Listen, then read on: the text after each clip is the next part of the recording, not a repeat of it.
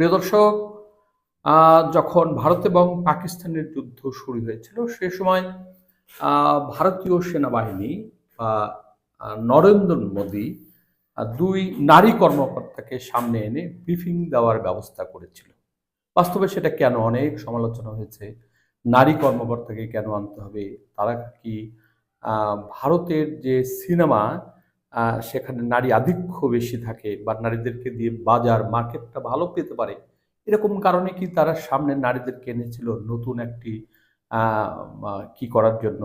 প্রিয় দর্শক, অনেকেই এরকম কথা বলেছিল, কিন্তু আহ, আমরা যারা বাংলাদেশি ইউটিউবার আমরা এগুলো মনে করি না। আমরা মনে করি নারী পুরুষ হতে পারে, যে কোনো কারণেই সে এনেছিল। কিন্তু সমস্যা হলো কখন দুইজন নারী কর্মকর্তাদের মধ্যে সেনা মুখপাত্র সোফিয়া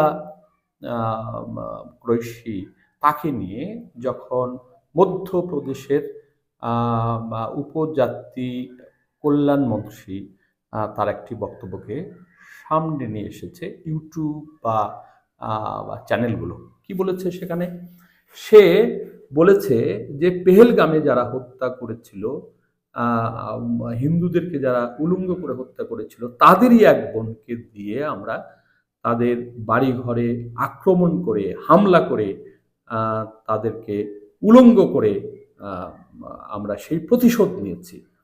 তাহলে বুঝতে পারেন যে হিন্দু এবং মুসলিমের মধ্যে তার কি অশ্লীল একটি বক্তব্য এই বিধায়ক দিলেন। এই বিধায়ক কিন্তু ৮ বারের বিধায়ক এবং ৪ থেকে ৫ বার সে ওই অঞ্চলের মন্ত্রী ছিলেন। সে বিজেপি করেন। আরএস তাদের প্রাণের সংগঠন। এরা মিলে এই সমস্ত কথা বলেছে। মিডিয়া অনেকেই বলেছে যে তাদেরকে বা ওই মন্ত্রীকে বরখাস্ত করা দরকার। কিন্তু উনি সেই মন্ত্রী কিন্তু বলেছে যে আমার বক্তব্যে কোনো ভুল নাই, বরং মিডিয়াতেই ভুল বক্তব্যে এসেছে। কিন্তু ঊর্ধ্বতন যে রাজনৈতিক কর্মকর্তা ভারতের বা বিজেপির, তারা কিন্তু কোনো কথা বলছে না এবং তার সম্পর্কে এমন কোনো কি করছে না যাতে করে তাকে সরিয়ে দেওয়া যায়। প্রিয় দর্শক, তো এই হলো উগ্রবাদী হিন্দুত্ববাদী মোদী শাসন।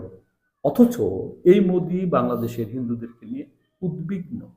তারা বলেছে বাংলাদেশে হিন্দু নির্যাতন হয় এবং তারা একটি মৌলবাদী রাষ্ট্র বা বাংলাদেশ একটি এমন রাষ্ট্র যেখানে হিন্দু বা বিধর্মী বসবাস করতে পারবে না শুধুমাত্র মুসলমান ছাড়া।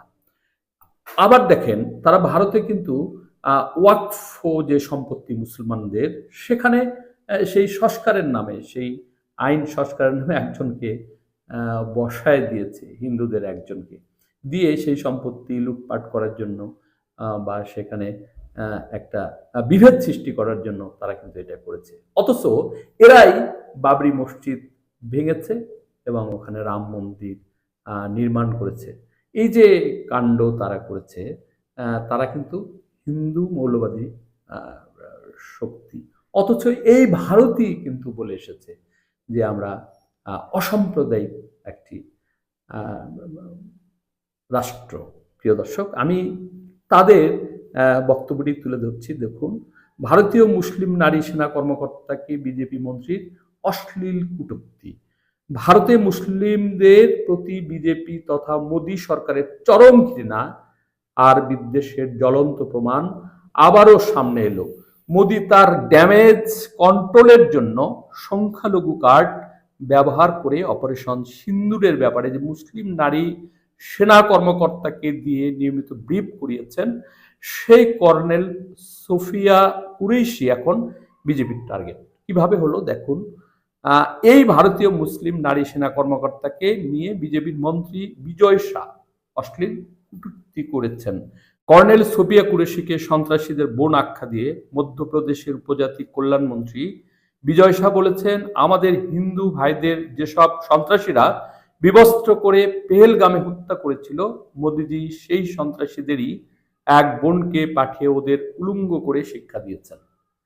বিজেপির মন্ত্রীর এই মুসলিম বিদ্বেষী কুরুচিপূর্ণ বক্তব্য এখন সোশ্যাল মিডিয়ার রীতিমতো ভাইরাল। আর এই বক্তব্যকে কট্টরপন্থী অনেক হিন্দু সমর্থন করে সোশ্যাল মিডিয়ায় পোস্ট দিয়েছেন। তবে কংগ্রেস সহ বিভিন্ন রাজনৈতিক দলের নেতা, ইউটিউবার ও সাংবাদিক সহ অনেকেই এর তীব্র সমালোচনা করেছেন। তারা এই বক্তব্যের ব্যাপারে সরকারের কাছে ব্যাখ্যা চাওয়ার পাশাপাশি বিজয় শাহকে মন্ত্রীর পদ থেকে বহিষ্কার দাবিও তুলেছেন।